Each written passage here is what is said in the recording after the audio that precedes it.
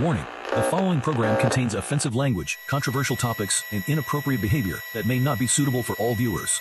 Viewer discretion is advised. Hey guys, Anthony here from Dead Widow and Thee Stool Podcast. Check out my band's live stream at DM Tower Sessions on October 4th at 7 p.m. We're going to be playing a bunch of covers as well as a bunch of originals. It's going to be a good time. We're playing for a full hour.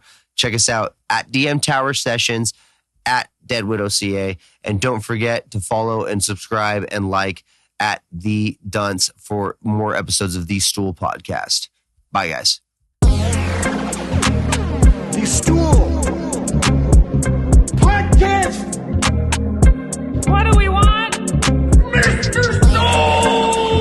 Dad, who the hell are these assholes? You guys are so mean. Those kids are real losers. We don't want your music. You're their forfeit. You guys are so embarrassing. To win any motherfucker over is being funny. Nice work, you dunce. It's good making a research. Oh, dude, if you rolled up to high school now, you're like, fuck, they're dressing like we did in the late Sick. 90s. Yeah, Seriously, I know. 2001, you know? I noticed that. Trip. We're rolling. Full circle. We're rolling. It's like when bell bottoms came back. Yeah, You know? they're For fucking, us, yeah, like the rave pants. We're rolling. The rave We're rolling. Yeah. We're rolling. Jinko. Janko Hell yeah. jeans. Fuck yeah. Mick. everything's looking pretty us good. with Mick. intro. What is up, guys? This is Thee Stool Podcast. Yeah, what's up? Yeah, it's been a busy couple of weeks. We haven't done an episode, so I'm glad to see you guys. Bummer. Glad to see you guys. I miss my boys. I am Mick, aka Mickstradamus. Extra dumbass. Dumbass. He's gonna make that joke. MacGyver. He's gonna make that joke every podcast. Every time it's getting old. Nickelodeon. It's gotten Nickelodeon. old.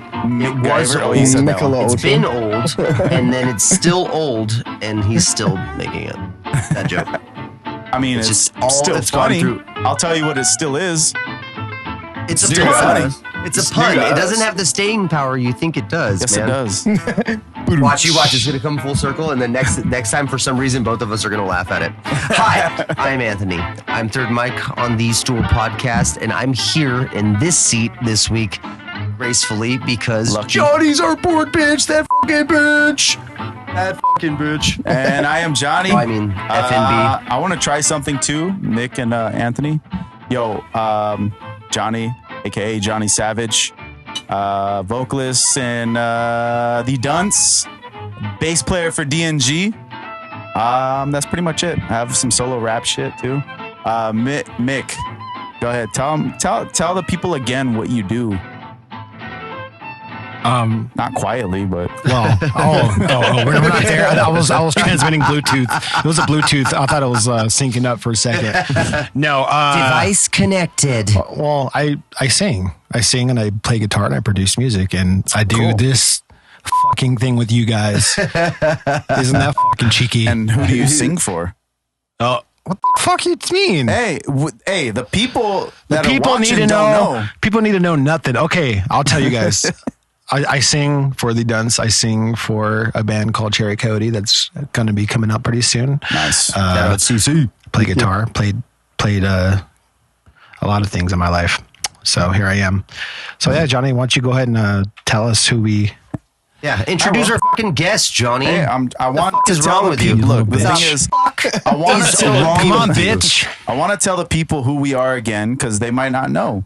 No. Yeah, there's new listeners every week. Every week there's new listeners, yes. They don't know. They might not know who we are. But you need to prioritize. Yeah. You need to I'm getting there. We have a We're whole good. stratagem in place stratagem here. is not a word. Stratagem is definitely a word, is. asshole. Is Yeah, that- it's a word, you asshole. I'll use it. Oh man, you just revealed your I know small words. vocabulary. It's a stratagem. All right, go. All right. And we got our guests in here today. First of all, one of my closest homies, mine and Mick, we know him for a long time, Mr. Nathan Young. What's up, guys? Yo. What do you do, Nate? Tell him what you do.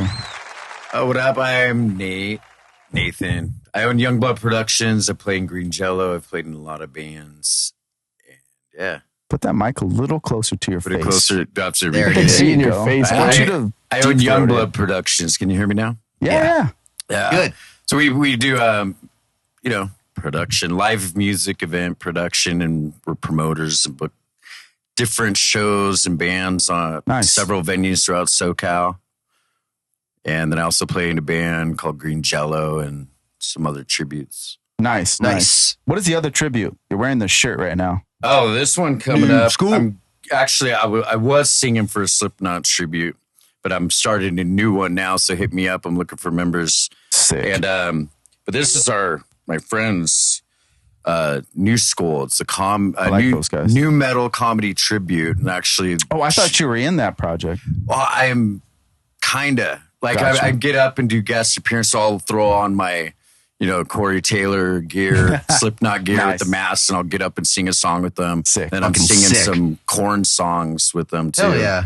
So, and then we're having a bunch of guests for that show the day before Halloween at the Whiskey Go-Go. Nice. So, yeah, man. And we're going to have a Danzig tribute on that too. I'm also throwing the show. Nice. So I'm a promoter at the Whiskey as well. So. Got you. I just really started getting into those guys too. Oh, Danzig? Barely? Not barely. No. I mean, that's the number one reference. I'm revisiting that shit. Oh, got you. You know what I mean? I'm just like, this is like. This is the bee's knees, This is so like. There's a whole culture. It's undeniable. To You that know what I one mean? band. It's Right. crazy. I love all the Glenn Danzig memes. Moving. All the memes out there. All the memes. That's great. Nico Garcia, correct? Yep. How you guys doing, man? Pretty good. Played a band called Breaking Serenity. Guitarist and a bunch of other shit behind closed doors. I don't even know what the fuck is the I do. guy of all No, dig into that. Go. Yeah. He got his long intro. Take your long intro. Go for it, Nico. Well, I play What do you do? guitar and feel like Production and stuff, or I what? feel like I'm kind of like the manager behind closed doors. Just always coordinating everything and just keeping everyone on track. I feel like I don't know. He definitely keeps Band things structured. babysitter. But yeah, That's the best way to put it. That's the best way to put it. yeah. All right, Sinister Styles. Yep, Sinister Styles. I'm a motherfucking piece of shit, but the best guy ever. I do Only Raiders fans are pieces of shit, so I go. That's okay. And just to let you know, I mean, we will take the measures to blur out your hat throughout the whole podcast. Yes. It's going to Don't get worry, I'll blurred. throw a What hat nice is it? 49er logo right on your helmet. Oh, please don't do that. Is this going to be the topic of the whole show? The Raiders? But so I'm Sinister Styles. I do vocals for Breaking Serenity. I'm one of the main vocals. I also have a side project called it's hardcore beatdown called Bassist. It's on the rise. And then I'm a versatile artist. I got some rap Good shit name. in the work. I like I that got name some a lot. hardcore. I know, super dope. Huh? Basilisk is good. So I do hardcore beatdown. I do fucking vocals for Breaking Serenity. I'm a hardcore mosher. And if anybody needs me at their shows to start pits, I will do that. Especially when you're sound checking, I will be there to bring the fucking ruckus. Okay, I'm inviting you to my next show. I will definitely be there. We need you to go crazy. We need you to hurt somebody. Is that in the a pit. thing? Is BTFR a thing already? Bring the fucking ruckus? Is that a thing? Because that should just be a shirt. It should be a thing. It should be like a shirt, I right? actually do like that. Bring the fucking ruckus, BTFR, man. If we start that and coin that today, that's all from you, bro. Hell yeah. There you go. An That abbreviated sounds like a is new beautifier. Bassist shirt right there. Huh? Hell yeah, man. There you go, dude. Hell yeah. Nice. All right, let's get into it, guys. Let's have some fun. Yo. So just how you guys doing? Good, You man. guys Thanks for ready to having chill? me, man. You This is a guys good day. take Glad to the have you lead. guys here, man. How about we do that? Let them take the show. Yeah, you guys go ahead. We're just gonna sit back and chill. So do we ask you questions? Yeah. You host us. Ask us questions. No, I mean, honestly, it's good. We'll take it one by one. I don't know if you guys want to go counterclockwise or whatever, but tell us the story about Breaking Serenity. You were saying some super interesting stuff about your collaboration element to your band. Tell it everything. You Yeah. have to tell. Well, I can start how it all started. So technically, this project was probably like the root of it started like 12 years ago. With Mike Terry of Volumes, but when he was in Bury Your Dead. Sick. It was an online project. And then just long story short, kind of never took off. So 12 years later, I took a long hiatus from music. I just got back into the game and I'm just fucking going hard. I actually brought that project that never saw light to light. And our first album, we just we have 27 collaborators on it, and we're just networking hard. And we just played our first show back in March with Nate. Yeah, it was a Self-Inflicted Fest. Was our first one.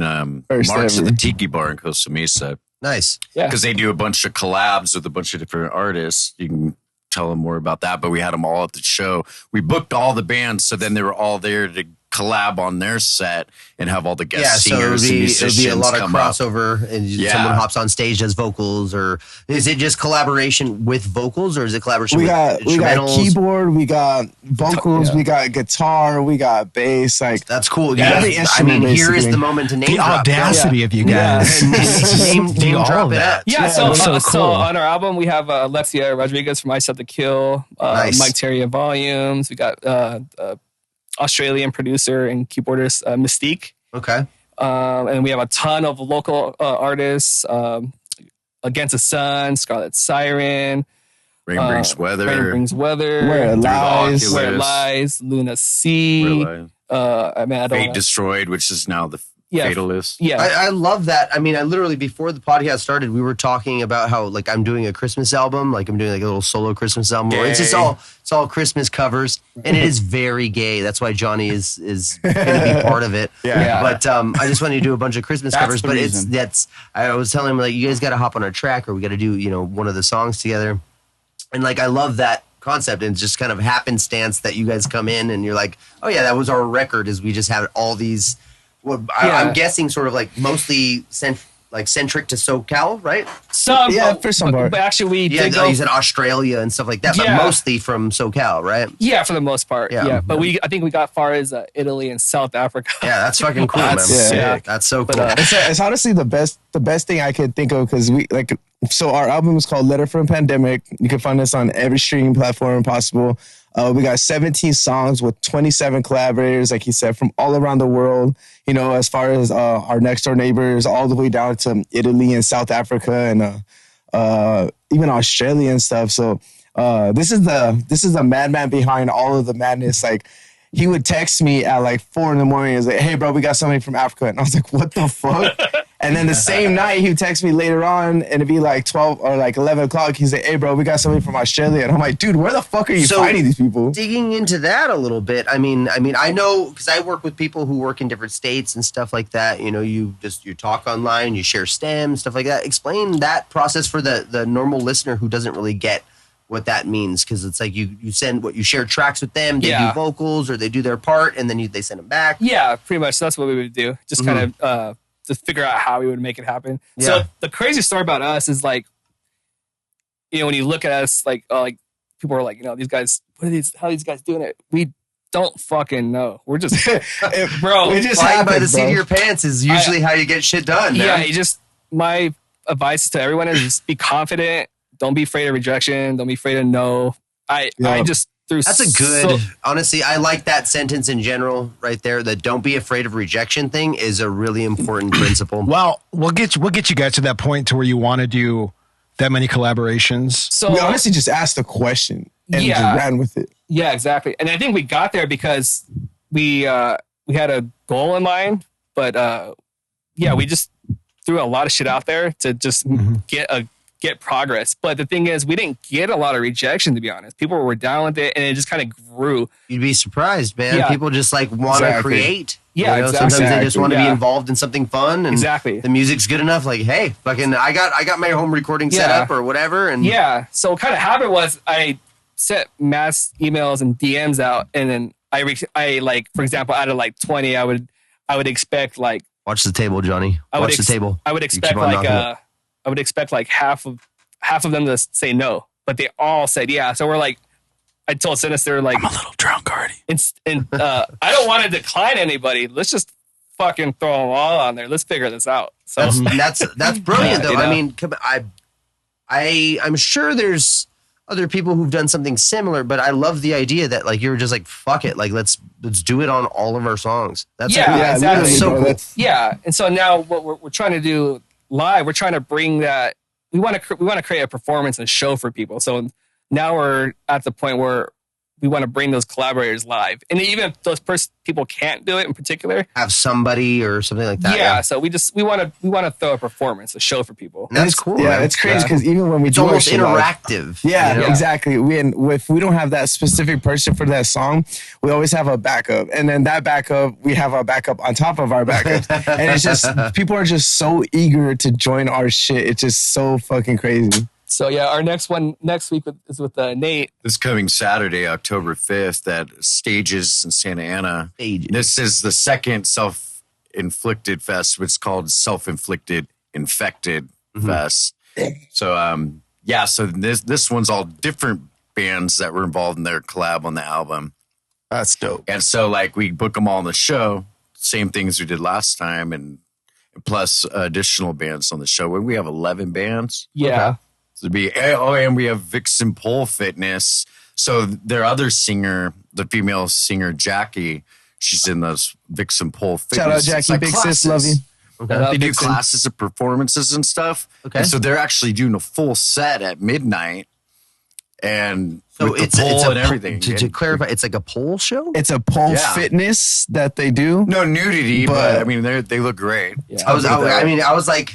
I was in what's until the you date said again? no. Yeah, what's the date for this one more time? This Saturday? Everybody hears pole, and then they're like, "Oh, strippers!" And they do like, it. no, Do it's they just do pole it fitness. to, like music? Yeah. So we actually have a dance theme song that we're playing, and so they're going to be performing with us on stage.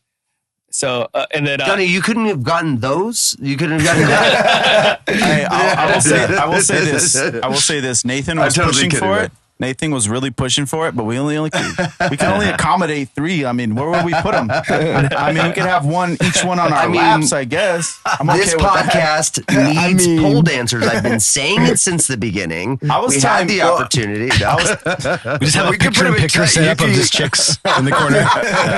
You can do a whole other show with them too. Yes. And they're out here. What are they, Redlands? In Marietta. Be anybody. You don't have to want to be a dancer at a strip club or anything. But I love the idea because they're bringing it into a whole new element, a new it's like a sport almost. Exactly, now. you have a whole new fun angle thing on it. You know. So and my again, idea with that was, hey, let's try this out with the rock show. Me and Nico were talking. I'm like, and how do people if we put them at midnight, you'll be surprised. A lot of men would want to stay. I'm sure there's a great response, right? Yeah, and I figured a lot of men would want to stay till midnight to see it. We advertise that, and they'll see all the bands, up until that point, and then hopefully stay after, and people stay because the bar wants to be selling drink. It'll kind of help everybody, and it'll just be fun. Sounds super fun. Rock, metal, and beautiful women. Cool. Some guy with his homie, he's like, you guys want to leave? He's like, nah, wait. We gotta stick around. I just have a gut feeling. I have a gut feeling it's gonna get really good here pretty soon. Let's have a meet and greet. That's awesome. I think that's awesome, man. I think that's what shows need more of. Like the last time when we had Digital Panic on, we were talking to them about how one of my buddies, he's starting like a taco vendor kind of business that's only going to be at shows, right? I was like, cool. That's brilliant, dude. That's how one guy like that. Our friend Mike Lira from Where It Lies did that. He started Birria. I'm probably not saying it right, but I hooked him up at Rockefeller's. He does stuff there every weekend. Yeah, see, to me, I think that's brilliant. There's like a Birria stand. Instinctually you want to say it's like adding a gimmick to shows. No, it's like shows, we've been all attending them for 20 plus years now and shit. Like it's like when you find a show with a cool little angle to it, it's pretty fun. It makes you want to attend it a a little bit more. Yeah, exactly. And that's what we need to do is help get the attendance up on all those rock shows, that we I know we all kind of came up in probably the same era, like the early aughts and, late 2000s and stuff. But there was this life to those events that it's like you saw it like disappear for a while and then you're seeing it come back now. Yeah, it's all nostalgic at this point. Yeah, exactly. It's thanks to like us people, getting creative with how to do the venues, how to do the events. Every I was going to attract people. There's so many things going on in Southern California. It's a beast. How are you going to draw people? It's not like anywhere else. Yeah. When you go on tour, that's the thing going on that weekend out of state. Here, God, you got the movies, you got this, you got the haunted houses, you got the theme parks, you got And you got other shows and dance clubs. And So it's like, how do we get booker, people to come to our show? How many times has it happened to you? Because you probably book a lot of events, or you know you're familiar with that process where you're like, okay, cool, I set up this event on this date or whatever, like months ahead or something like that, and then you see a fucking flyer on Instagram or Facebook, and it's like this huge event just happened. That you're about to speaking just about happened at the Creed show. Yeah, Speaking about that shit, half an hour down the fucking street thing, and you're like, fuck. And even with Self-Inflicted Fest, like the day that we do Self-Inflicted Fest or Self-Infected Fest, Korn is going to be at Glen Helen. And it's like, you know, and then we have homers like, oh, we got Korn tickets. We're like, hey, fuck you if you go to Korn, bro. Like, our shit is a performance. How many times have you seen Korn? How many times have you seen us? Exactly. In Orange County. Exactly. I just booked a show with New School up in the high desert at Big Rock. And we do 2 stage, outdoor stage, indoor stage, and we bring the outdoor stage in. And we've been doing fest. It's been going off up there. So the same night, I didn't even know about it. That whole long day Creed thing at Glen Helen, who goes Creed, 3 Doors Down. There's like bands all day. Yeah, my family went to that. Yeah, I had to work. They had a ticket for me, but I had to work. Yeah, people still showed up to our show, but it wasn't packed. It wasn't packed at our show because we were literally 20 minutes down the street. And then Snoop Dogg was playing that night too. What time did the show start? Like your 2 or 3 p.m. Your guys' show started at 2? Like 3, yeah. Okay. And then the Glen Helen was same thing. Like the same, right? Fuck. All day. That's where everybody was. And then other people were up Snoop Dogg in Atlanta. Oh, man. So it was slow, but there's still enough people to, to be in front of the bands to support. Well, that's it's usually surprising packed thing. up there. You'd be surprised, man, how like spread out sometimes the audiences are, you know, whether it's like they can't afford the ticket, something like that. Exactly. You know, people just want to have a good time that Saturday. And to me, it's like I wish I had some sort of superpower of predicting like this is a weekend that's not going to get occupied. And then when everyone's thirsty for some shit to do, they're all going to show up at my show. Yeah, exactly. Yeah. And Nico has like the kind of the eye for that. Like he'd be like, oh, we could do it at this day and this day and this time. Like, bro, it's like months out. How the fuck you going to like try to even predict that shit? And he always is right, bro. Like every time he's come up with an idea, I've never said no. And he's got us to where we are right now. So anytime he has something, I'm like, bro, just fucking run with it. I full wholeheartedly 100% pursue it, bro. Let's go. Our singer in Green Jello, Bill Manspeaker, he has the craziest ideas, and I just know to roll with it because it's freaking genius, and they always work. Yeah, these guys are the guys, man. Soda? No, I'm just kidding. I love you. I love you, Johnny. You're totally allowed to. That's I know, but I feel that's weird because he's your butler.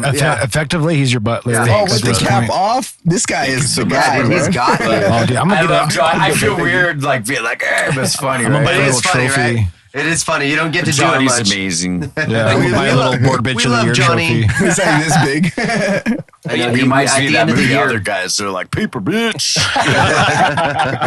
Will Ferrell movie. Yeah, but overall, yeah, it's just I think it's really good. I think not a lot of maybe a lot of bands do, but overall, I think you just need to be really strategic and work together. And like I said, the industry, it's hard, man. It's fucking hard. Promotion is this ever adapting game. We talk about it a lot. And I mean, you guys, I love your guys' approach to that. I like that idea. Where it's like, here, we know all these people. Let's get them involved. That to me instantly adds this formed credibility to your music. Exactly. I don't know if that's your intent or whatever, but that, to me, immediately, that's what I perceive. Well, yeah, to me, it's just like teamwork because, there's still, really cool. Believe it or not, I mean, as you know, as hard as the industry already is, there's still a lot of fucking egos out there that just need to be dropped. Like, dude, it takes a whole team to move anything these days. So you need to work together. I think we're finally seeing the fallout of the age of like, oh yeah, cool. All these musicians realized they could make music by themselves, right? And so the scene gets oversaturated with solo artists, and then that doesn't ever get as huge as it could be when there's like 5 really smart, really good musicians doing a project, making something happen, and that makes this awesome band. It's not as good when, each of them are doing something by themselves. Yeah, exactly. You know what I mean? Yeah. And so it's like now we're seeing the fallout of years of that happening, and then you see all these bands that were like in their heyday, huge bands, and they broke up, and now they're getting back together and doing reunion tours. Right. And it's because they realize, hey, the better music isn't behind us just doing what we want. It's behind us, kind of collaborating. That's the important part. Yeah, it's very lost on a lot of people these days. Yeah, the collaboration. I think there's still a lot of people are still being hard headed. They want to just do everything themselves. Yeah, no, I mean that's you. I would say you guys kind of are pushing that in the opposite direction. Take that to an entire other level, and that I like that. I think that's really cool. It's impressive. There's a little chaos going on in the studio right now. That's what we're all about. We thrive in the chaos, man. So behind closed doors, that's nothing about what we're doing. You guys said you live together. Yeah, we all live together. It's the funniest thing ever. Like one other member also lives in the house. We live in I just moved there in April. Yeah. In Corona. It's funny because me and Nico, we actually, when I first moved in, me and him, we shared the same room, and like how this room is set up, like he'd be on one side, I'd be on the other side, and we'd be like, all right, good night, bro. It's like, all right, good night, bro. And we wake up and I'm like, oh, good morning, man. It's like, oh, good morning. And they wake up naked and sweaty and sticky, and they didn't know why. No, I would wake up to coffee and donuts. I dreamt about it. Who amongst us? How'd that happen? You guys just were just like, let's fucking do it. Let's fucking just rip each other's clothes off. No. Oh, what are you honestly, talking about? It came. I'm talking about moving in. We're moving in with each other. It's a funny story because like we call it the house of heartbreak because like I was going through some shit, like Nate was going through some shit, Nico was going through some shit, our other guy, we were all going through some shit, and it just all happened to be like, hey bro, like you got some extra space because Nico owns the house, so hey bro, you got some extra space, and he's like, oh yeah, don't worry about it. So we all moved in. And then it got to a point where I was like, hey, bro, like, where we going to be at? And, like, Nate got his solidified room and Chris got his solidified room. And because I'm a wildland firefighter, so I'm always going different type, hot shots, shout out hot shots, US Forcers.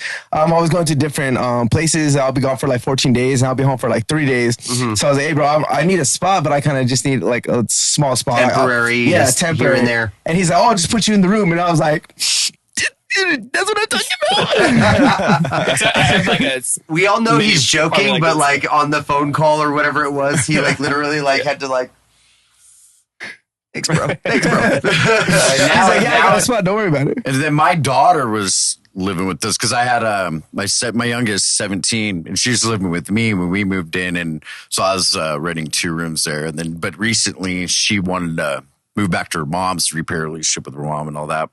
We'll talk about that, but so AJ moved in like permanent and took over her room when she moved out recently. But even though I'm in that room, I'll still go up to Nico like, hey bro, you want something to eat? Like you want a soda or something? And I'll close the door and I'll open it. But you got enough pillows and blanket? I got another one.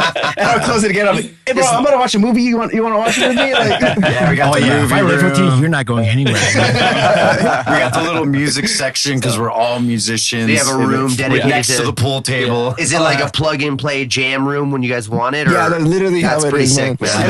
That's always been a dream of mine. It's like to be in a band. We own a space where it's like, hey guys, meet you here. Even if we live together, don't live together, but if we have a space, hey, meet you here at this time, and then we just play. You don't have to worry about. It's kind of like home jam, like practice. I mean, because we all still practice and rehearse with our bands at actual studios. Yeah, we got 3 vocalists. Do you guys home record stuff, or no? Not really. We'll do videos because like we recently found out like in the living room like the acoustics are phenomenal.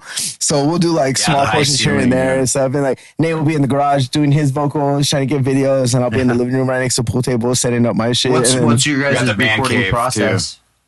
So we got this home studio in Redlands called Room 9. Shout out Jerry, it's your spot, bro. I know Room 9. I was actually going there for when I was from like 18 to like present day and stuff. And then when I got with Nico about 5 years ago, I was like, hey bro, I got this home studio and stuff. Cause like me and him, we have a pretty funny story how we got together and stuff. And you want to aside for that and tell that real quick? Or? Oh yeah, I'll start that one. I love that story. And we just got to remember to circle back to the recording process. Got you. So it actually plays out perfectly because me and Nico, we used to work at a warehouse in Fontana. Fuck that place. But It actually started off of the band called Misery Signals. I just pulled up I on know him. Misery Signals. I pulled up on him on my forklift. I was like, hey, bro, I know you like metal. Do you know this band called Misery Signals? Oh, yeah, I love that band. I was like, cool, I'll catch you later. Beep, beep, drove off. And at the end of the day, I was like, yeah, bro, like what's up? Like, what do you know? What do I know? And we've all vibed off the same bands. And then he told me, he's like, yeah, I have all this music that I need a vocalist for him. And I was like, how funny is that? I'm a vocalist, bro. I was like, send me a track. He sent me a track that day. I listened to it. I booked the studio same day. The next day, I was like, bro, we got to try this shit. We went and we did 2 songs. At the time, they were called Never and Searching for Wildness. We did it with just my vocals, and then we liked how everything was, posted it on YouTube. I think we got like close to like 5,000 or 10,000 views off of 2 weeks. And then we took it down, scrapped it, started building everything up. And then I told him, I was like, bro, Room 9 is the best place to be because they're good prices, good people, good everything that has to do with audio and all that stuff. So then we kind of made that our permanent music or recording studio. Yeah, recording studio and stuff. And then we just kind of started branching out more. So real quick, just to clarify, because I kind of got a little lost. So when you started, you were a vocalist? Yeah, I was the vocalist. You were the vocalist. And how were you guys doing the instrumentation, the drums? How did you guys record all that stuff? He actually had all that stuff from prior. Okay, so how do you do that part? For like, I'm sorry, like writing the drums and all that stuff. Is that like? It was a little mixed of having a producer write it, or we actually had live drums come in. Okay, yeah, so we kind of just figured everything out as we went. So what do you focus on mostly when it comes to writing?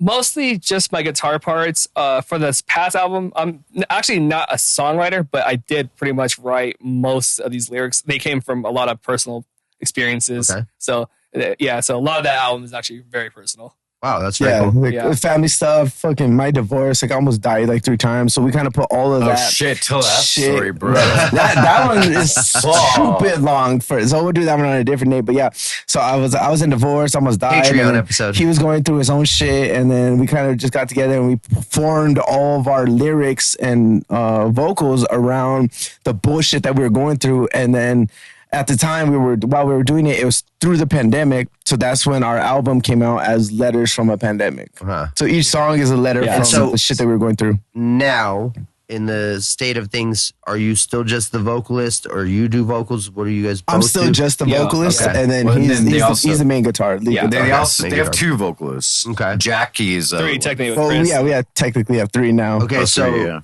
the whole lineup of the band, excluding yourselves, who are we missing here? So we're missing Chris. I'm sorry, Chris. Your last name is hard to say, but we have Chris. Hold on. Johnny knows Chris's other band, DMT. Yes. Yeah. Yeah. So Chris, he's in this band, his other band called DMT, and he's with us. And then our other female vocalist, Jackie, who also does pole fitness in Murrieta. Okay. Check them out. And then we have Mark Hogan, he's our bassist, and then our drummer was originally Stevie Peralta, but now we're kind of like open, so we're looking for a drummer. We have a fill-in right now, and he's a super cool guy, but we're trying to solidify another drummer. Tell me about it, Johnny probably knows the drummer too. Is Ted from Fused by Defiance, and he was in the North before. Yeah, he's our fill-in right now. He's doing some shows crazy. And also speaking of Fused by Defiance, the artist I manage, Cinnamon Babe. All of her musicians are Fused by Defiance, and Taj, the singer from Fused by Defiance, plays bass. And then Teddy plays drum. That's crazy. This full circle is crazy. Full circle, bro. It's so funny how small the IE music scene is. That's actually that's super interesting. I'd actually appreciate it if you just don't talk to him moving forward. We're kind of trying to having he's ever heard the A-B conversation thing. He's got to see himself out of it. I mean, not only is it those are kind of like I try my best to go in hard on Johnny because he's good at going in hard on the board bitch, whether it's me or Mick. And we try to keep up with him because he's both good at being the board bitch and then also good at giving the board bitch shit. So we're trying to keep up with him. So he's the dunce today. Yes, he's the dunce today. All right. Exactly. But okay, so I mean, with all of man, I can't even imagine. You have 17 tracks. You guys have studio musicians coming in to do drums and stuff for you. How much are you guys open to talk about how much it costs to do? Yeah, you know what? Not as crazy it is, we're everyone we work with is really kind and generous with it. Yeah, that's what I lean myself off of, man, is people who just want to work on stuff for you. If you're eager, we'll get you. Yeah, as costly as everything typically is for everybody else, but we just have a good relationship with everybody, so it's not as bad as you would think. I mean, I'll play bass on some tracks for you guys. Can I say something? Shut the fuck up. Shut the fuck up, dude. Yeah. Who asked you? He keeps chiming in like he has a fucking place in his podcast. Shut up. No, but yeah, with what we do, I'm not gonna lie, there's a lot of chaos and a lot of weekly planning because our shows, we're dealing with a lot of collaborators, our schedules, but I can't imagine what that's we make it fucking happen. I mean, it's like a full-time job, dude. Even in being in a band, just coordinating the 4 members to me is already a headache. Adding another member for every song you have in your set is wild. Yeah. And now it's getting harder because we just gained momentum. So we did our first show, and then our second show is again next Saturday with Nate, and then we're playing our third show is going to be Mike Z from 96.7 KCal show nice. for Powerman 5000, and then our fourth show the next day is with Trap at Redlands at the District. So the District, I know the District. Yeah, so Steve Wilson, the promoter, shout out. Yeah, I know him like over 25 years. Candy, man. But I bring that up because so it's just kind of all coming very quickly now. So now we're just kind of like, we have to deal with everything we've been dealing with now. Yeah, you're just pushing through. So that's like, we just got to muscle. How do you guys sustain your stamina with that? That's so crazy. We're still trying to figure that out. I don't fucking sleep much. Dutch rudders. On top of that, I do a lot of social media. I do like content editing, and I also help out other artists. So by the way, if you ever need anything, hit me up. A little promotional help. Yeah, this is the guy. Yeah, but no, it is crazy. I don't sleep much, and I'm just always on the fucking. Nico also These does bags are just for because we're bands cool. and companies too on social like media. Photos, or what do you mean? Like just regular promotion. But he has a business. If anybody needs shit, hit him up. Tell him about any it. type of promotion. Like, this is your guy. Lyric videos, custom content, social media management. You make lyric videos and stuff? Yeah. Oh wow. Yeah. So let's go through. We all have it in one house. Let's say we gotta nail down a top 8 facets of Nico. What are all your 8 talents? Because you're coming off like you play guitar, you do production, you do promotion. I mean, It's funny 'cause I seriously hate talking about myself. But I do. Show off. That's why I'm giving you the pass by asking you. I get to inquire because you're on the show and everything. It's like this is the format. If anybody ever asked me to talk about myself outside of this, I would be red in the face, but you have the opportunity. I say go for it. Nico, tell us why you're cooler than us. Go ahead. I gotta say, he's like the nicest guy I've ever met in my life. It's insane. Just as a human being, as a roommate in the house, like he's so nice. He's so nice. So if anybody ever gives him a shit, I'm gonna fuck him up. He's getting red now. He's already getting more red. No, he's a good dude. But I mean.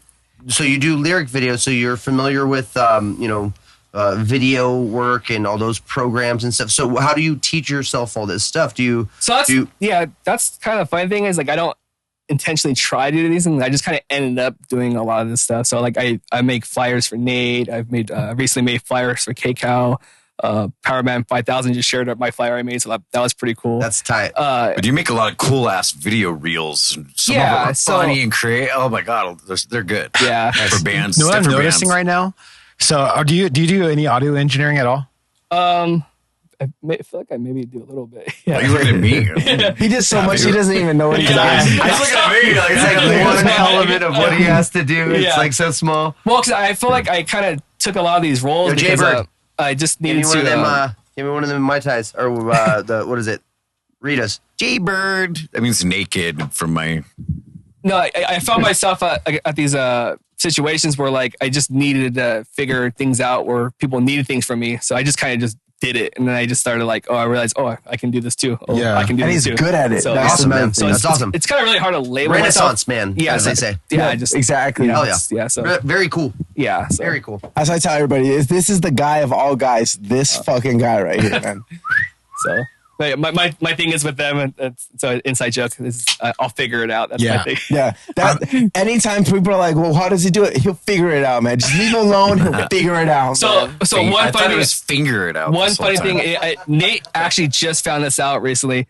So when our first show, so when I booked the show with them, we didn't even have a fucking band, dude. We didn't have shit. It was just me and Nico. It was me and AJ. And I said, what's the timeline here? Give me a timeline. How much time do you have to the deadline there? So I think the show was last March, and then I think it was like 4 or 5 months prior before that. Okay. And I had our collaborators because the album came out, and I said, you know what, like we can wait till we have everything and like perfect, but like that's not gonna fucking happen. Like I just got back into music. I'm hungry. I want to get at the shit. So I told Nate, hey, I got these collaborators. You know, this is the songs we want to do. This is the show. I said I have all the bands, and then so like we put this together. He's like, yeah, dude, no problem. But sometimes the fire under your ass is what makes shit happen, bro. Thriving in the chaos. He kind of didn't know we didn't actually have the band. I'm finding out literally right now. You realize you deceived our contract? I mean, you made it happen, but for a temporary period of time, you deceived our contract. And then it was like, wait, what? That's literally how it is. Like, so he's the mastermind between everything, and I just agreed to get shit done, bro. Dude, that's how the magic happens sometimes. You fly by the seat of your fucking He's pants. a hard worker too, man. Like, and there's people who refuse to say no. And if you do that, sometimes that's the only way moves get made, man. Yeah. Mm-hmm. So. Yeah, because I work hard with my business to set up show. I love doing it. See, you know, when we do something together, he's actually working hard too. So it's actually, oh God, it's kind of nice to get some little help here. Yeah. We're collaborating. Exactly. Because I'm always down to collaborate. I'm also on the Pinup Productions team. You know, I do production with them too. So, and besides, you know, Youngblood, my own company. So collaborating with other people, like there's one point, I think in the late 2000s or whatever, where people were all, you know, different promoters and bands were real against each other, trying to fuck each other over and stepping in each other's competition. So weird. They end up shooting themselves in the foot, man. In this industry, we gotta all freaking help each other. It's literally about making friends. We gotta help each other. It's literally about making friends. Yeah. If no one likes you, no one's it's such a stupid, simple concept is that literally, and they say this about Hollywood too or whatever, but like this is the one thing that working in, you know, in the SoCal music scene or whatever has taught me is that like, yeah, just be a friendly person and then everyone's going to be like, why is it so hard for everybody? Right. Bro, why is it so fucking hard? He said it earlier. It's simple as shit. Because there's egos That's floating the worst around. part of my job. Hey, There's egos camera on floating me. around. Stop it. Stop it. That's like literally, the people, the egos are not going to listen I to you. got an right idea. now. How about you ego away? How about that? How about that? Okay, got him. Homies help homies. That's the biggest thing that I try to help. So speaking of egos, Johnny, you have anything to say? This is what I gotta say. Crickets. Hey, This is what I gotta say. Niners are destroying the Patriots. what I have to say is, My picks are on fire next time right you now. next time you board, Fucking bitch, stop sitting in my producer chair with the dildo up your ass. It's the only way I can produce. It gets dirty. It gets the chair dirty, he's Johnny. in the zone right now. If you guys heard what he said that stop sitting on my dildo. So he also sits on this dildo. You guys share it? Yeah. It's a double-sided. So sometimes just got to be a little bit of spit. I think that's the reason they're better at being the board bitch than I am. Dog. Raw, I don't do raw that. rubber. I don't fuck with that. That explains the way he walks. I just don't like. It's just dirty. It gets dirty. He's got the John Wayne lip. Giddy up, cowboy. Give us your best howdy partner. How? Oh, there we go. Howdy Shut partner. the fuck up. That's stupid. That sucked. Yeah, you're right. That You're right. sucked. You're right. That fucking sucked. I have a feeling that he's still really good at it, better more than us, because he does this thing where it's like he'll like involve him. He'll like blend himself in with the current conversation and then set it up to be like, I'm just fucking with you. You know, only sometimes. Right, so we We did our opening segment for almost 30 minutes. Let's get into some songs. That's 45 minutes of just riffing. Let's go. Songs. That's a good podcast. Music. I see Dying Wish up there. Fuck Let's go. Yeah, what you guys want to listen to? Yeah, Let's go you Dying guys Wish. elect. Yeah, so Dying Wish specific part is 2 minutes and 50 seconds in. I could do that. Yeah. We love that. We got a lot of music today, so we could rush through this shit. 250. I'm gonna go 245. Hell yeah, this is perfect. The space. Let's hear this out.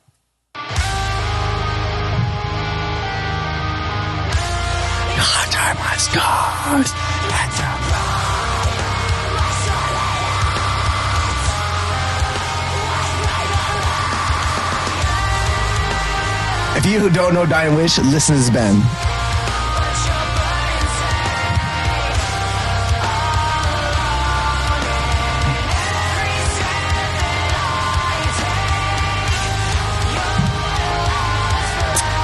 First of all, Nice. I love that band, man. this brings me back. How old is this band? They're Is this actually now? a new band. This song in particular, so when she says, I turn my scars into pride, my bravery ends with straightery. When I got divorced, my ex-wife tried to kill me 3 times. Story for another day, but I'll fast forward. And she slit my throat. She stabbed me in the back. Literally, she slit my wrist. But because of that specific song. The podcast direction just change entirely? Did it just change entirely? He's told me We the don't have to story's do any nuts. other segments. So this band and that song thrive off of fucking traumatic instances. And because I heard this one song and that specific breakdown part, I'm gonna get that shit tatted in the best way possible. But that shit resonated with me to all the way to my fucking core. Because like she said, I turn my scars into bravery. My struggle ends with I turn my scars into pride. My struggle ends with bravery. You get put into situations, you get put into these traumatic instances, but the only way you can find your way out and persevere and get yourself back on your feet is if you fucking just keep going. You don't stop, you don't dwell on the bullshit, you just fucking keep going. And if it wasn't for this guy right here to boost me up and be the nice guy that he is, I would still be in that fucking rut.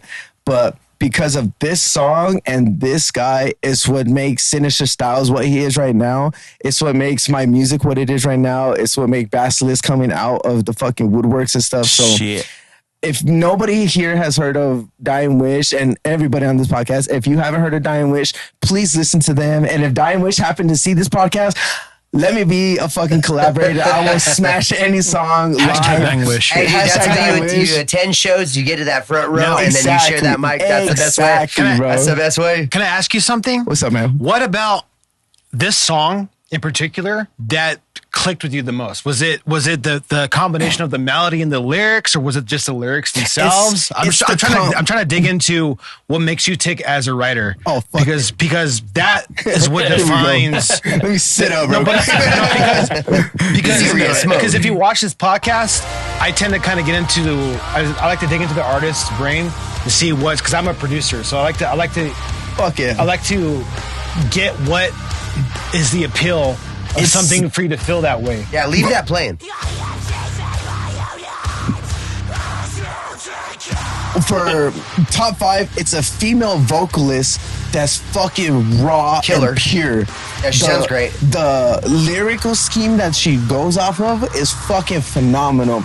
The band itself, live, studio, whatever it is, they just bring the fucking ruckus. And that's what I'm all about.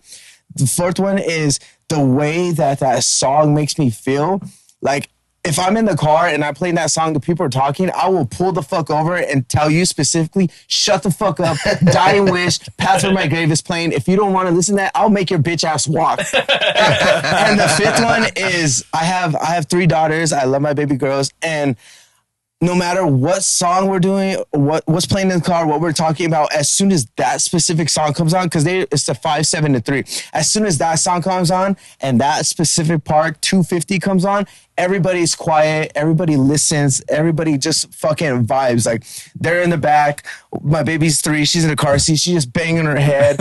My oldest, she's just singing the lyrics, and my middle one, she's a little gangster because she's just looking out the window, looking at everybody that's going by it's just that specific song puts all four of us in the aspect of we went through some traumatic shit and we all came out of it alive and thriving. Exactly. That's exactly why this specific song and this specific and I would band say, is about. I mean, even just illustrating it the way you just did, in like, I mean, in like just putting it in that small form, like bands, I'm sure they thrive off of that shit. Just hearing stories like you just told, where it's like, yeah, me and my whole family, like my daughters, like we're all affected by this piece of music. That probably means the world. I know if someone were to tell me that as a musician, this piece of music that you made, we bump it in the car, my daughters give a shit about it, like that would change my life. Yeah. Anybody that rides with us, as this song comes on, they know if you speak, I will disrespect you tremendous.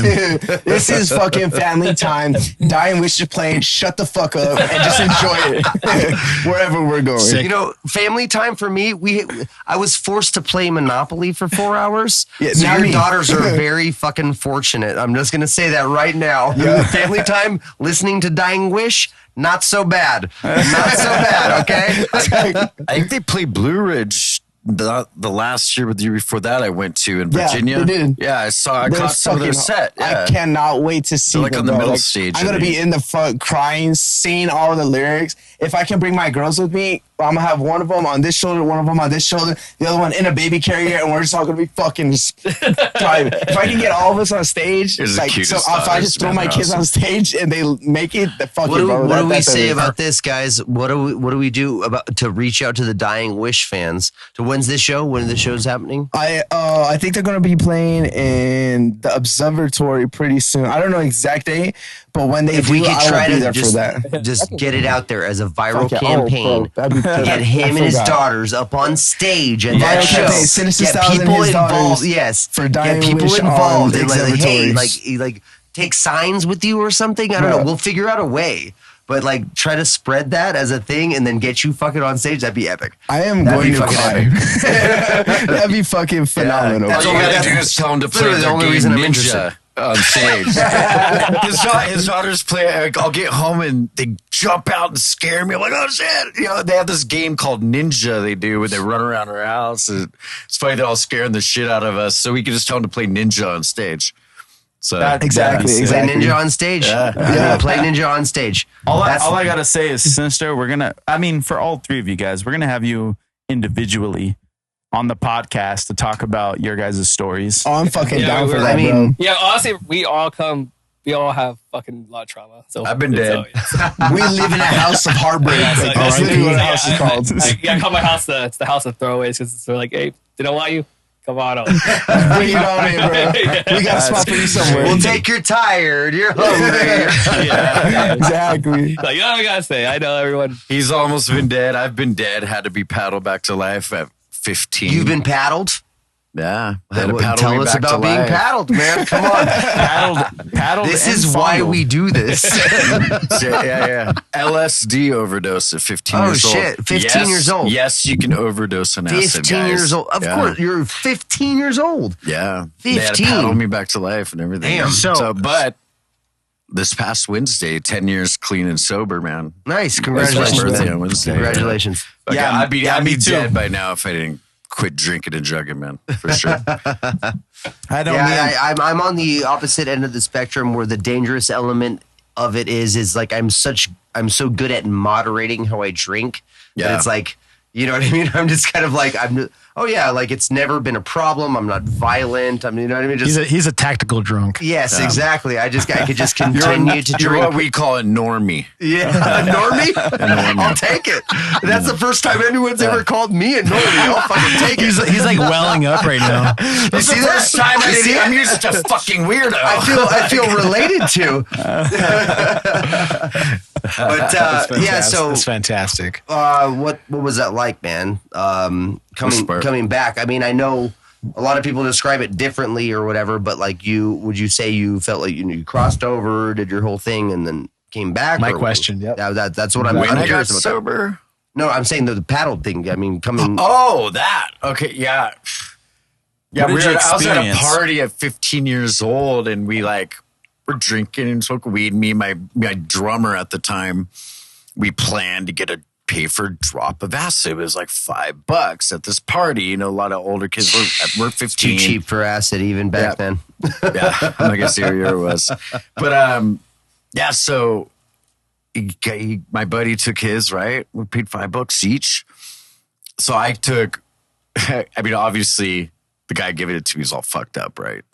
Yeah. So it's a party. I got you, Nathan. Yeah. So he like pours it in my mouth. At I'm like, 15, gulp. you don't think about these things. Yeah. So I'm like, 1 gulp, 2 gulps, and then the third one's like came a little bit out of my hands. I'm like, oh, and they're looking at me like, oh shit. I'm like, whatever. I'll just get more high. Cool. I got more money's worth, right? Mind you, you pay $5 for an eye drop's worth. That's what does the trick.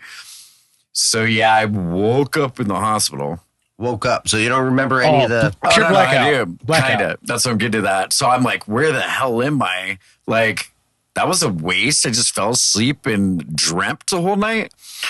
So as I started remembering things and people would tell me about things that happened, I'm like, oh, that's when I thought I was dreaming this. I was awake seeing all this shit happen. And I thought it was all a dream. Fuck, that is intense. I mean, I had crazy feel-good things. I'm pretty sure there's an orgy involved at one point. I like that. I remember that part. My friends, shut the fuck up, Johnny. And after the party, like, just let it be for the record. I said I like that. John didn't say I like that. I said my friends ended up dumping me in my neighbor's driveway afterwards, and because they were scared because I was fucking done. Yeah, get these motherfuckers and they fucking threw it and took off. And the deuces. Yeah, my friends ran out. My friends, he lived next door. My best friend, I've known literally since we were babies. We lived next door. So his sister's friend ran out, and I guess I bit her in the face. Oh my god! Fucking zombie mode. My mom ran out from next door. You know, I'm piecing all these stories together for months, remembering my dreams. I'm like, oh, okay. And then my mom said, like, I swung at her, so she hit me with the cordless phone. And then I ran full speed into the screen door of my house, fell into the flower box, banging my head against the wall.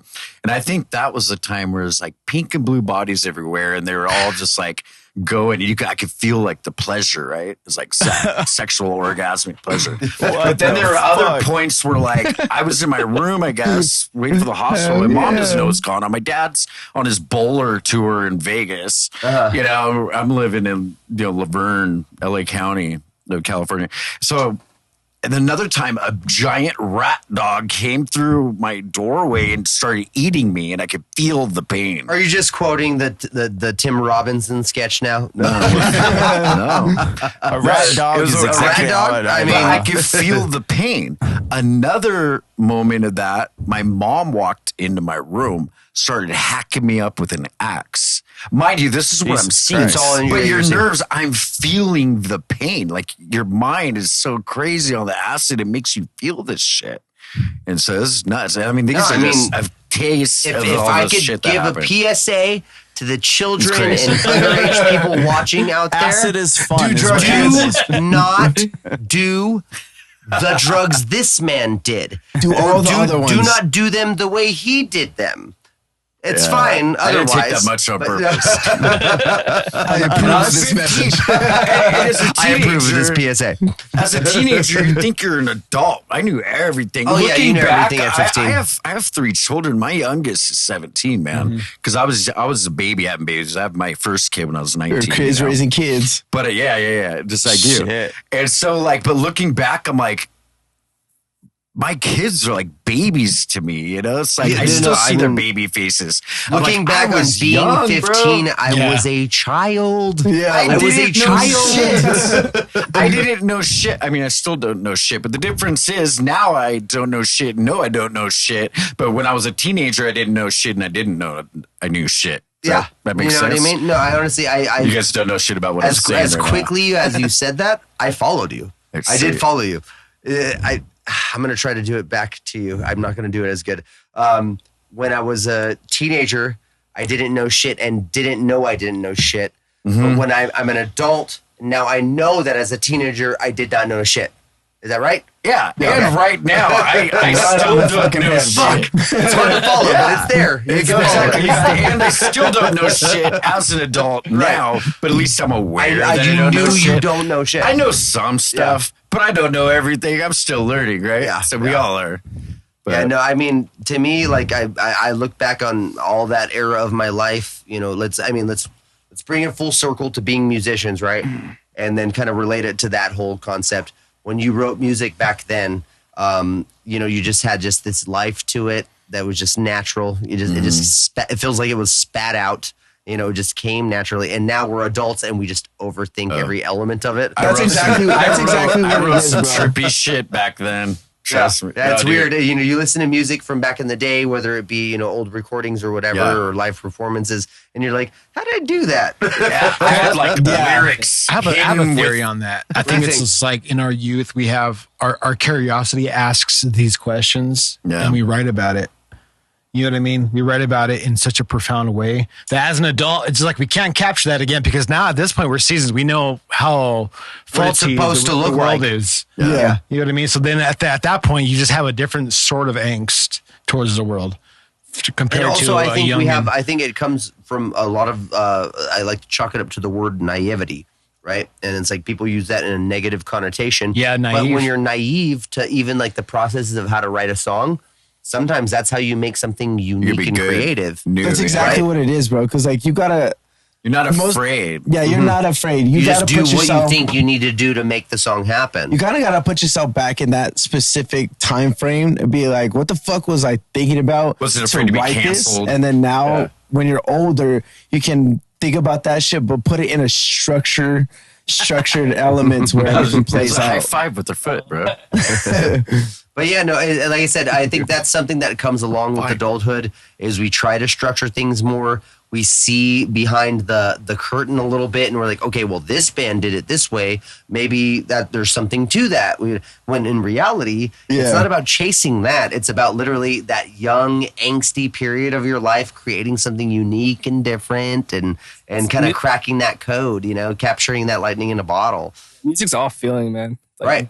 If you don't feel it, it's not gonna work, man. Like half of the songs that we have off of a later pandemic, Nico wrote when he was like a teenager.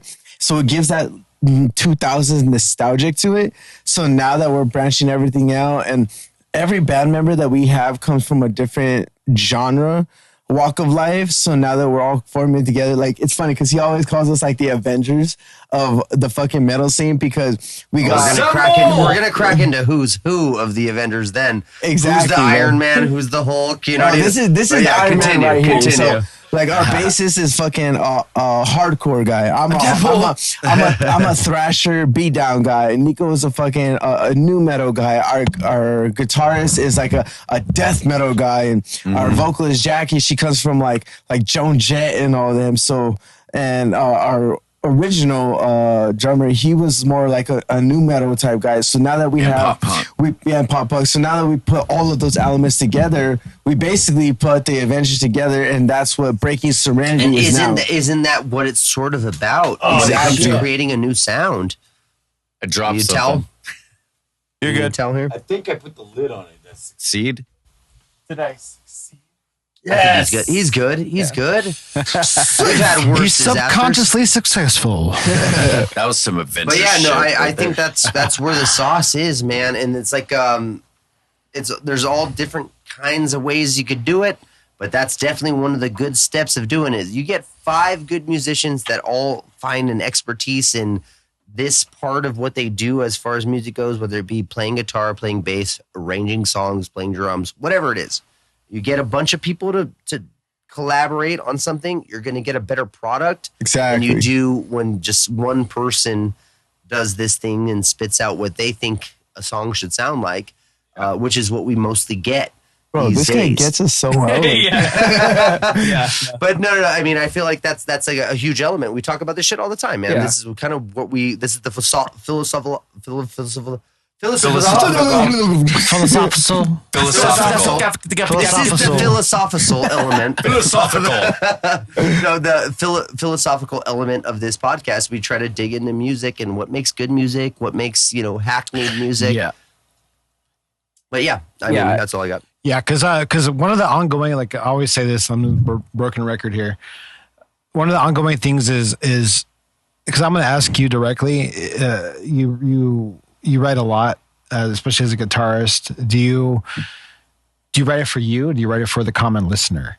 I write it for me, but if I write it with feeling, so if it's for me, you'll feel that shit. If that makes sense, you know? And it always resonates. Yeah, always resonates. Yeah, because I feel like you can't please people. How does that Dude, I have their songs stuck in my head all the fucking time. How does that process usually It's go? crazy. You write something at home by yourself, you show it to your other members, and they're like, that shit rules, let's move forward? Or The funny thing about that, he'll be writing stuff in his room, and I'll hear it, and I'll go into the living room like, nigga, that sounds fucking sick, man. And he'll poke his head out the door like, you heard that? And I was like, fucking run with it, bro. Don't stop. And he's like, you know what's funny about it? I see the red on his face right now because that's a whole thing where he knows he could be writing in his headphones or he could be writing in his speakers, and he does it on purpose. He's like, all right, let's see if I get a response here. He'll turn it up like 2 decibels, 3 decibels. Just so goes down the hallway a little bit just to get a response. Yeah, I'm always like, fuck yeah. And he's like, he'll text me, he's like, you heard that? I'm like, you bet your sweet ass I heard that. From your room, you're writing?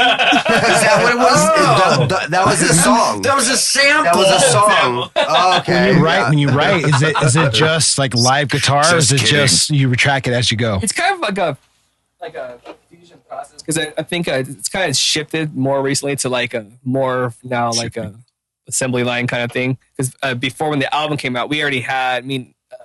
Sid had like all this stuff already laid out, so we were all, like I said, sorry not to backpedal, but we were all going through personal shit, so we kind of already had where good music comes from. Yeah, it was already kind of already thrown out there. But I think now more like, you know, we're now, you've hammered out like the process that you guys go through to make a song happen. Yeah, so yeah.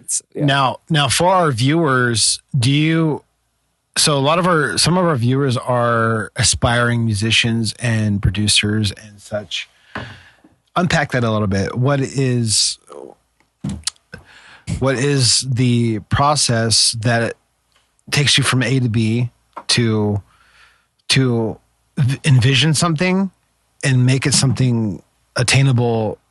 You know what I mean? As a writer. Don't be scared, man. If you got something and you personally like it and you know it's going to get somewhere, fucking do it. As soon as you start putting in your head that somebody else is going to like it, you're already fucking losing.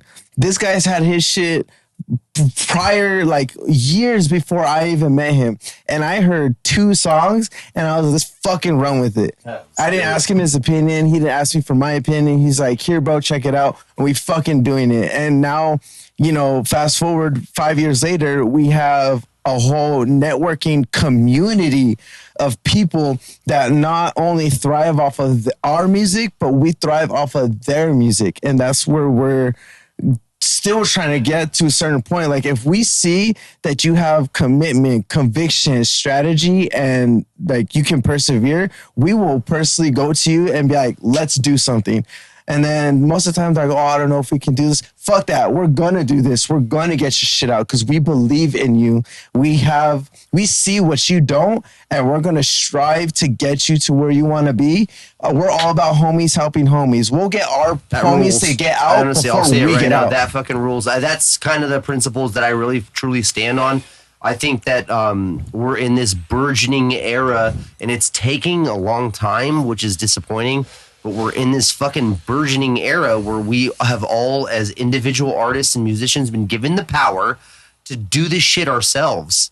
Exactly. And now as we slowly make it happen, and like I said, it's a slow process, but you see the communities building around it, and we're competing with these people who have, you know, hundreds and you know, hundreds of thousands of dollars and sometimes millions of dollars to throw into a single band to make sure that they're successful. And it's like, no, dude, I don't fucking care about that shit. I don't care about how much money you have. If your music is sterile, if it's serialized, I don't give a fuck about it. I'm less interested in it. I want to hear the new. I want to hear people like you guys making music from the heart, from the ground up. That's what I'm about. That's right. That's the shit. I think that that's what makes true art and really good shit, man. Yeah, because I mean, we look like we're put together, but we live check by fucking check, bro. I was gonna say you do not look like you're put together, but it's fine. That's exactly what I wanted to hear, bro. Like, we look like we're something, but we live check by check. We do everything how we need to and stuff. But it's just the music has been the biggest avenue for us to get to show our own personalities, to show how well we are. And I think that's where people start to like branch out with us even more, to be like, we gotta fuck with them, and we'll fuck with you just as much as you fuck with us. Yeah. And no, I mean, I like I said, I respect the fuck out of that, man. That's the hustle. We're gonna talk and exchange more information after the podcast, because we are on the same thing. I mean, I don't know about these fucking assholes, but we're on that. No, but I do. I appreciate, like I said, that hustle. Fuck you guys. It's a little callback. Yeah, you just gotta go for things, man. I mean, a few years ago, I mean, not to pat myself on the back, but like the few accomplishments we've done, just getting on the radio, getting our national act for third and fourth show already coming up. A few years ago, dude, I gave up on music like 12 years. You didn't fucking play guitar. Actually, I relate, man. I didn't even want to play guitar. There. You're talking to a 37. Not me. Yeah.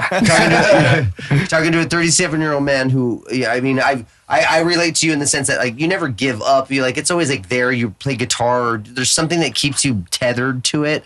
But yeah, man. No. I mean, I was in bands like around 2017. I was in 2 touring bands, and I was recording with Craig Owens and Jordan DeSorbo, and so I was hustling. Yeah, bro. You know what I mean? I was making it happen, and then I got disenfranchised, discouraged, and pulled out of the game. And I was like, you know what? I'm just gonna fucking do the thing that makes me money, and that's what I'm worried about. Yeah. And that's the thing that I think that the scene is this ever adapting, ever evolving thing. And we've watched a bunch of people of our age who had all this passion for it about a decade ago just be like, no, fuck that, dude. I want to do this, and I'm still gonna do this. Yeah, just if you can tell yourself you're gonna do it, just you can do it, man. Yeah. It's not, absolutely. What do you have to say about that, Johnny? This is what I got to say. Do you guys fucking super interesting? So, as far as do you guys understand the bored bitches role now? Yeah. All right. That's why we roll for that shit. I just want to make sure you guys understand. It's literally it's gonna be a joke that gets stale eventually, but it hasn't gotten stale yet. So. It never will. It never will be. All I got to say is, do you guys remember the Pink Ranger? Yes, let's go. I'm down. I went to school with the White Ranger. Are we talking about Power Rangers? Power Rangers, yeah. I went to school with the White Ranger. He went to my high school. Yeah, Jason David Frank. Yeah, he was a few years ahead of me. AKA Tommy. He's a little older than me, but yeah. R.I.P. I mean, R.I.P. Yeah, obviously. We're not making bad jokes on the dead's name, obviously, but he passed away. Shut the fuck up, Johnny. I'll fight you right now. Say about the you pink? want me to pull out my medallion? You want me to pull out my fucking Tyrannosaurus Rex right now? Hey, Johnny, go to me. What did you have to say about the pink? She's got music. Amy Jo Johnson. The Pink's got music? Play it. Pterodactyl. She's got music. So we're going to take a listen right here, right now on the Stool Podcast. We're going to take a listen to Amy Jo Johansson. Johnson. Amy Jo Johansson. What's on your brain right now? Now I'm thinking Scarlett. Yeah. Scarlett Johansson is on my brain right now. You know what I'm saying? What a pervert. Always. We didn't say anything perverted. But so we're gonna check out her music. You guys down for this or what? Yeah, I want to hear it. Let's hear it. I mean, Anthony. This is Anthony's shit. Let's check it out. Let's see what she's got going on. She's what, like 50 now? I don't know. Based on the picture alone, would.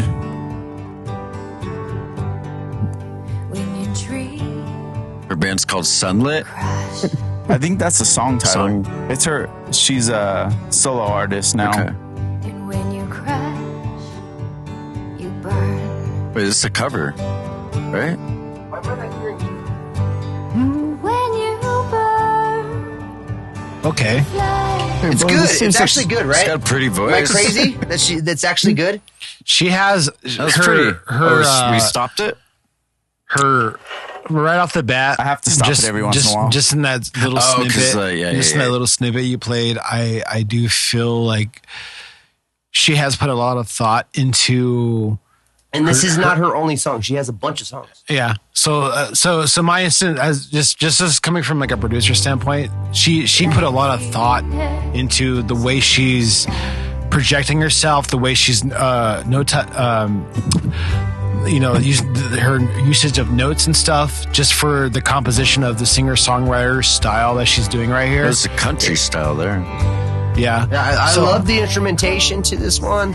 She's done some other more simple stuff, like real just straightforward acoustic stuff and piano stuff. And this is like I would say the more produced one that she Jump ahead a little bit. We got to get the show moving.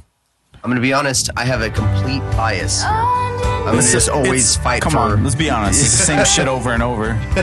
You always fight for the Rangers? Right. Always.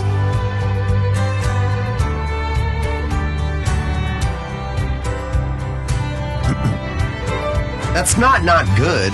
That's pretty good. It's not Honestly, good. I can listen to like fucking Billie Eilish to Whitechapel, so I listen to everything. I like that. I want to. I mean, as far as I fuck with musicians in this She's room, creative, people man. who know music, good produced music, bad produced music, it's not in the bad produced music category. No, I think it's pretty. Stop this shit. Well put together. I don't hear this pink bitch no more. All right. I think I would like to hear her voice just like on an acoustic guitar. Though, Like she has other tracks where it's just her and the acoustic or her and the piano and she's singing. Okay, I want all you guys' opinions on this band. Good, Johnny, just do Nevertel real quick.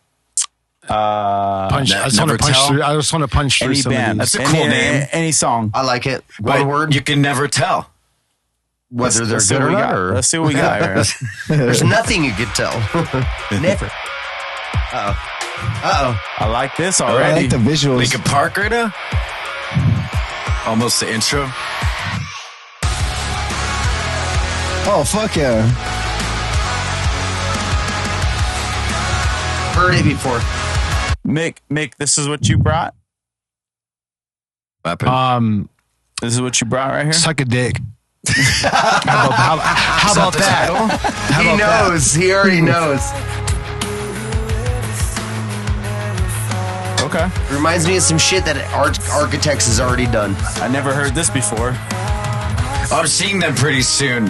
Architects. I love Architects. I'm going to Mayhem Festival and they're playing it. Nice. Very nice. What's the date on that? October 12th. So I like not this this song. Saturday. I'm on following. vacation that week. I might. I like the If I song. find the funds and there's still tickets, I might attend that shit. Tickets are like $35. Ginger's playing. I love Ginger, man. They're I playing love too. Ginger. Wait, when was that? Saturday, I kind October of hate 12th, Ginger, bro. and At I don't Glen listen Helen. to them, but I just They're like hate the $35 idea. a ticket. Festival. That's not bad. They brought at Mayhem all. Festival I back. love Ginger. What's good about Ginger? Ginger is Ginger one of really the good Ginger on bands. Yoshinoya teriyaki bowls. It's really good. That's Gotcha. special. We're We talking actually, about Ginger. We actually Ginger. ran into the singer of Ginger and Corona at a local bar recently. So I was like, remember that? Oh yeah, she came to one of our shows we threw at Rockefeller's in Corona. My singer. All right, then I'm a Last fan. year. I Last don't year. know. To me, I've always just had this weird thing where it's like she comes across as like a Billie Eilish type She's in the genre, and it's would. like, It's amazing. I definitely would. isn't she like 17? Nah, bro, you gotta put on No, teacher. Oh, it's Ginger. That's the shit. She's so good. I don't like you as border bitch because you always like pull up shit to prove a point. Shut up.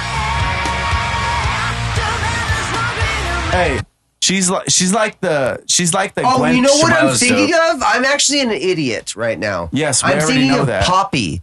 I'm thinking of Poppy, you yeah. not fucking Ginger. idiot. I'm thinking of Poppy. I'm It's sorry, like guys. completely different. I apologize. I'll shut up for 5 minutes. Real quick. You gotta hear her scream, bro. Tati from Ginger Tatiana. definitely would. And let's continue. Shout out Johnny's girlfriend. Shut up. She won't like that. I'll like that. Where's the sign-up sheet? Pass it around. Yeah, I don't hate this. Well, I still think Rolo Tomasi's better, but Wait, whatever. you haven't heard her scream though. They have one of the best fucking bass Bro, players. she's the beast, You dude. need to play Player Scream. Teacher by Ginger. She can- That's the shit. She can scream. Teacher more. by Player Scream. Ginger. I speak astronomy, dude. She's about to right now. Hold up.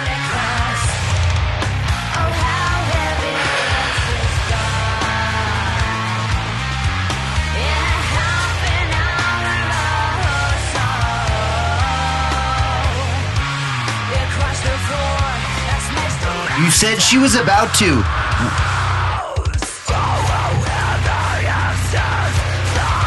Gay. Shut up. Fine. You don't know shit. Doing shit in like 4 Fine. It's fine. It's fine. Nah, it's yeah, fine. What do you she have to is say down, though. I'll that's give her that. negative about this? Okay. I have to say this, and it's the one sentence I'll say. Rollo Tomasi is better. Oh, maybe that's like different though. You gotta hear how low she can go, dude. I mean, Teacher is like the best songs to get her whole fucking range, bro. Just Can I up and down. Yeah, that was a good song, but not her. I'm gonna be absolutely honest here. Because of the whole poppy confusion, I don't think I've ever heard Ginger before today. Talking mad shit, never heard it. Exactly. I don't think I've heard Poppy. Poppy's good. Everybody shut the fuck up. No, I do like that. Immediately I'm in. Yeah. Now I'm not gonna suck her dick though. Look, this is what I'm saying. That's all the instrumental that I love. I love the instrumental. They're very progressive. They switch everything up. I love that. It's They very even have DJ can scream like that. They even have a song that's like there's a reggae part. You know, they've like constantly changed shit. I like shit like that. I gotta listen to more Ginger. I gotta get into This Ginger. song specific. Do you guys listen to Rollo Tomasi? I have no idea who that is. But this song, Play some Rollo Tomasi, bro. Animals some as Rollo- leaders. No. I've had a Rollo before. Oh, who are you talking about? Rollo Tomasi, play. You're gonna have to fast forward, but just play Drip. That song is fucking insane good. That's not Animals as leaders. Drip? No. Oh, you're talking about totally. Isn't this the guitar player from? Hey guys. She's married to the lead singer or the old lead singer of Number 12's Looks Like You. You guys got to bounce. Yeah, on. hey guys. If you yeah, guys, we gotta. We're rapping Just- real quick. Yeah. Fast forward. Just go to the end or something. Right here in the middle. Oh, Are we gonna drop plugs at all? we're about to. We did that. Okay. Who's this? Rollo Tomasi. Rollo. Is something gonna happen yet, or? For those who have attention spans, yeah. I mean, we've all heard paradiddles, so.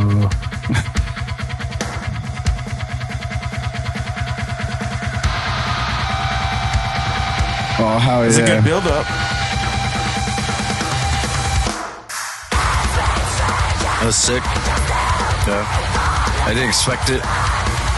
And that shit gets melodic again. It's so good. And everything they do, it's like very mainstreamy sounding, but it's also polyrhythms up the ass. It's like fucking crazy writing. It's awesome.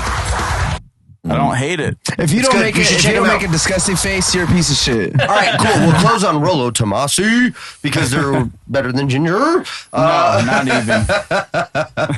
All right. How do you want to do plugs? How do we? You want to start? Who Let's starts? go with left to right. We'll start from there. Go For ahead. sure. Make sure you guys follow us on all streaming platforms and social media. Breaking Serenity. I got it right there. There's our smile. That's our main logo. Nice. Breaking Serenity. There's our QR code. I don't know how the fuck to do this, but He'll put it on the screen. yeah, I like that. we have. I like that logo. I got it tatted on my motherfucking knee, so I'm branded. That's how deep I am with this band. If you don't like one song, listen to the whole fucking album. There's something in there for everybody, Yes, love it. which is super dope. 17 songs, so if you don't find something, you can kiss my fucking ass, and I'll find you in the pit for sure. Because you can't be disrespectful. I'll put on my lipstick for you, dude. Please make it black. This is Breaking Serenity we have in the background. Keep on let's talking, guys. play it out with that. But yeah, we're fucking all over the place, man. We're super humble people. If you guys want to talk to us, we like to talk. We don't like handshakes and fist bumps. We like to hug. So if you see us, you better come with the hugs, because I love hugs. I don't know about you guys. But we're all over the place. We're fucking brandy. Oh no. Chaos has broken out on the podcast. They don't call them Sinister Styles for nothing. All right, Nico, go for it. Come check us out at Stages next Saturday in Santa Ana with the Youngblood. October 5th. Oh, sorry. October 5th. Saturday, yep. October 5th. 11 bands, Breaking Serenity, Vixen Pole Fitness. There's a bunch. You're going to put the flyer probably on the screen. Check that shit out. Yeah. Any social medias you want to plug? No, he got them all. Follow me on Instagram, Sinister Styles _. You can follow Nico, Dark Canvas. There you go. Dark Canvas and Breaking Serenity official on Instagram. You guys can go to all of us individually. You can message all of us. We like to talk to people. Just don't come with some weird shit. Unless it's towards me. I like the weird shit. Well, you know me already, so I'm going to come at you with some weird shit and it should be okay, right? I'm with the business, bro. Hell yeah. He fucks with it. I love it. I love all of it. What about you, Nate? Youngblood Productions USA on Instagram. And that goes to all the bands. If you want, I book all genres of bands. You got 30 seconds, plug a bunch of bands, go. Like shotgun a bunch of bands to plug. Go, bands, hit us up for booking. Youngblood Productions USA on Instagram and Facebook. If you like Slipknot, I'm looking for members for Slipknot Tribute. I got gigs waiting for us. And what positions are you trying to fill? I am recruiting members right now. I'm the vocalist. I sang in. So you're looking for guitar, drums, bass, all that stuff? Everything. Hit me up. Got it. I haven't decided on anything yet, so just starting a new one. And October 30th, the Whiskey A Go-Go, New School. If you like new metal, it's a Halloween costume party.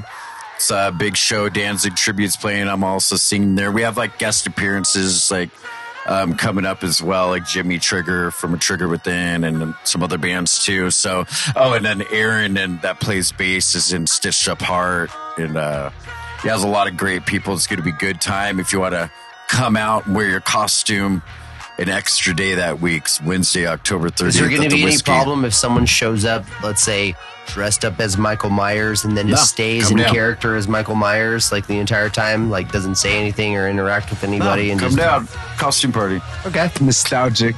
That won't be me. Go ahead, Mick. Hey, guys. I'm Mickstradamus on Instagram. Got a new track out called Lullaby on Spotify. And I got on everything. I don't know why I just say Spotify. I use Spotify. Spotify is the main one. It's the one you have to say. If you say Spotify, then YouTube and Amazon and iTunes are implied. By proxy, yes. Right. New music coming out soon from The Dunce, new EP. We very, very soon. We are having a little bit of hiccups right now, but we are going to figure that out and release really soon. Anywho, Cherry Coyote with this guy. We're working on a new project essentially with this. He's humble here. He's writing an awesome project with these awesome songs and stuff. I've done very little except for encourage him and play bass for him, and that's it. It's Cherry Coyote, brilliant project coming up soon. We're gonna play some shows. Mm-hmm. What you got? Check out. Shut the fuck up! It's not your turn. No, I'll go last. I don't give a fuck. I got a lot to plug. Go ahead. No. You go. You go. You go ahead. No, you go. Go ahead. No, Johnny. No, I insist. You go. Johnny, go. Check out The Dunce. We have a new EP coming out. Me and this guy over here. And check out my band, DNG Heavy. We got a new EP coming out. It's going to be sick. A lot of slapping, popping this album for me, which is fun. I recorded 2 tracks 2 days ago. That's going to be fun. It's crazy. A little bit of hardcore, a little bit of metalcore, a little deathcore, a little new metal. Little gay. A little bit of gayness. I appreciate you guys checking out the pod, and let's go back to Anthony's bitch ass. Here we go. All right, to close it out. Okay, so I do have a bunch of plugs, so I'm going to try to go through them fast. Dead Widow CA, that's my band. Follow us on there. We have a live stream this upcoming Friday with DM Tower Sessions on Friday at 7 p.m. Please, everybody who wants to tune into that, please Come help us out. It's going to be an hour-long thing. We're going to play our whole set of all of our songs that we write and have made, as well as a bunch of covers to fill the hour set. It's going to be a blast. We're playing the Whiskey on October 27th with Poet, Wise Men Say, Whispers of Torment. I just launched my Patreon for the Nerdworthy page, and it's a $5 tier and an $8 tier to either, be part of contributing to the comic book stuff that I'm doing, or just watching it all happen, hearing extra podcasts. That's about it. My buddy Corey's band. He's got a record coming out. It's called Nefarious, and his project is called Witch, and it's 17 tracks. I produced it for the most part, and it's pretty awesome. I'm stoked on it. That's it. Johnny, close us out. We appreciate you guys coming out. Check out that. Right? This way. That way. Check out that link. Self-Inflicted Fest. We're breaking Serenity and the Vixen pole dancing fitness. It's gonna be pretty sick. It's gonna be a big festival. All these guys right here that we have on the pod are all a part of it. Make sure you guys come to Two-Step out this Saturday. This Saturday, guys. Stages. This Saturday. That means 2 days from when this drops. Big festival coming up. Make sure you guys are there. I'll be there, so come hang out with me. Appreciate you guys. Thank you very much. Thank you guys for having us out. Thank you guys. Thank you guys for coming on the pod. We're going to definitely have all of you guys individually on the podcast, because I think that'll be a fun episode. Yeah, we got to dig into the individual stories. Yes. Hell yeah. Love it. Breaking Serenity. Self-Inflicted. This song is dope. This is going to be our main song there. This is the part right here. Self-inflicted motherfucker. Love it. Nothing I will ever be. Nothing I will ever be. Everything. Oh, we got a live performance in studio. Our first ever live performance in studio. Hell yeah. I am worth the way live. Worth it. Oh, we'll be playing that one live. Make sure you guys check it out. It was seen on 96.7 KCal Bright. Shout out Mike C.